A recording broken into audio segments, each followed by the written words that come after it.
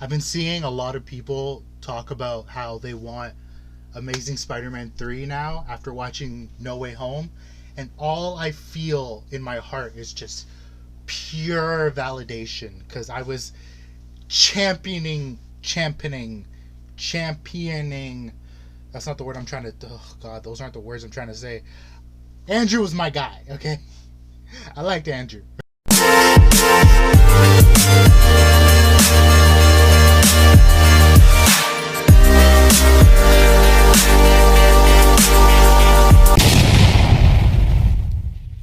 Andrew definitely didn't deserve the level of hate that he got. Adam. Hello everyone, welcome to YAN. My name is AA Ron, the host of this beloved channel. And, what's going on here? It's like weirdly glitchy. I didn't test this before I started filming. Anyway, in honor of Spider-Man No Way Home, which I watched last month. Happy New Year, by the way, because we're in January. I was supposed to do this before the movie came out and before we filmed like that really quick review in the car, but lazy, so it just didn't happen. But I feel like I owe it to myself to commit. So this video and the next video, I'm going to be watching a couple of Spider-Man stuff, and I hope you join me. And we're going to start off with the honest trailer for Amazing Spider-Man 2, a movie that I enjoyed more than most people did. I can pick out the stuff that I liked. Wait, hang on. I thought I was gonna sneeze. I could pick out the stuff that I liked way more than like I could hate on the stuff that it was basically the Amazing Spider-Man movies that kind of they just suffer from bad writing, but like the ingredients are all there for good stuff, and they have good moments too. Like I said, Andrew, he's great as Peter Parker and as Spidey.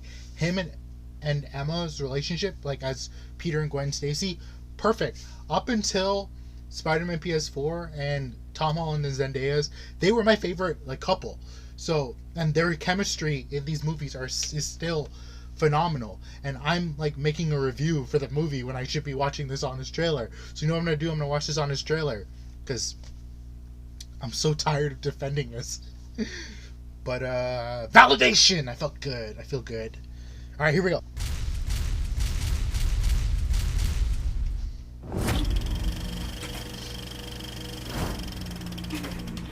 From a director whose main qualification for Spider-Man is his last name, comes a Spider-Man 2 with a Spider-Man 3 level of quality.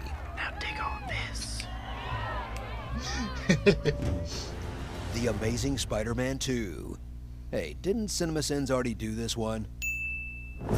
You've already seen the premature reboot to the original trilogy. Now, before you see the solo spin-off to the soft reboot crossover, revisit the crappy sequel to the premature reboot that failed so hard Spidey swung back over to Marvel, then unfortunately back over to Sony again. Not a great plan. Lower your expectations, because the same guys who wrote Star Trek Into Darkness and a bunch of bad Michael Bay movies are back. Yep. And you can bet they'll be ruining something you loved as a kid, while including magic blood at some point. Once we caught him, I synthesized the serum from his super blood. Spider-Man's blood. It will save my life. In a movie that's so bloated, Black Cat and Spider-Slayer only get cameos, while Aunt May's nursing career has its own plotline. Double shift on Thursday. Who has to take nursing classes with 22-year-old kids so I can pay for you to go to college. Who asked for this?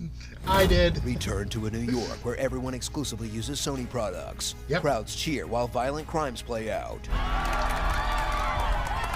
And everyone in the city is a scientific genius, except Aunt May. Me? Yep. Your stupid, non-scientific aunt. And say hello to Peter Parker, who's corrected his stutter from the first movie. You want to, Want what? I don't know, we could, And replaced it with constantly repeating himself. ask a question.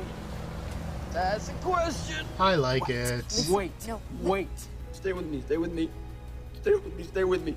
Stay with me. Watch his relationship with Gwen Stacy grow from loving her so much they have to stay together against her dead dad's wishes. Don't make promises you can't keep, Mr. Parker.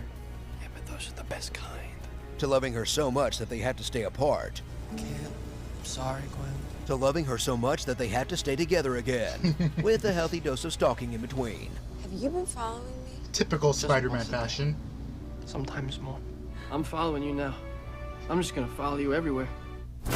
Thrill as Spider-Man faces off against Electro, a villain who combines Milton from Office Space with a Tumblr/fiction blog. You like that, Spidey?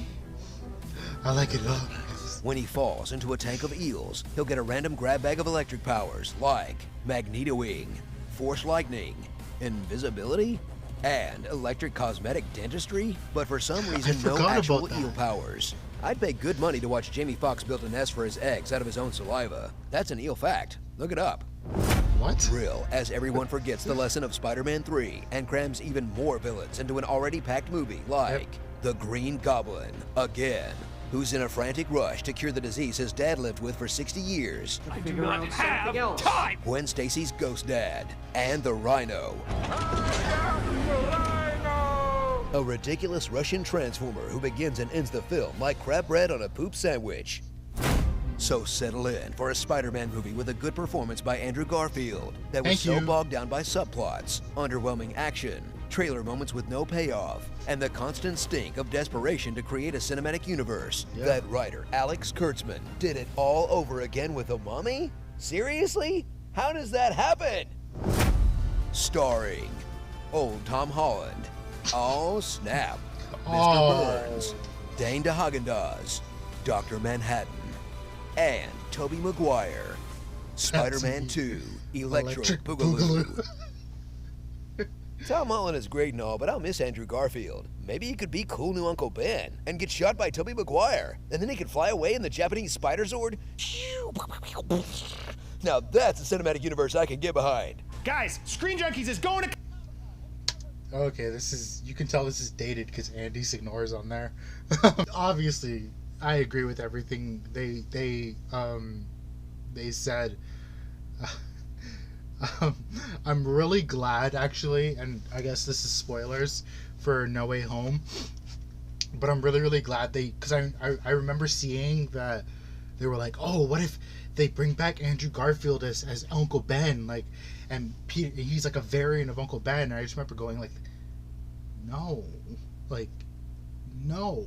So I'm really glad that they didn't do that. The fact that they brought both of them back at all was great in itself, but I'm also really glad that they didn't do something as kind of dumb as that. But yeah, that was the honest trailer for The Amazing Spider-Man 2. Again, great performance and little sprinkles of stuff that were good, but ultimately it's like bogged down by Sony wanting to make its own shared universe. And in conclusion, I hope Andrew Garfield gets his third movie, make Amazing Spider-Man 3.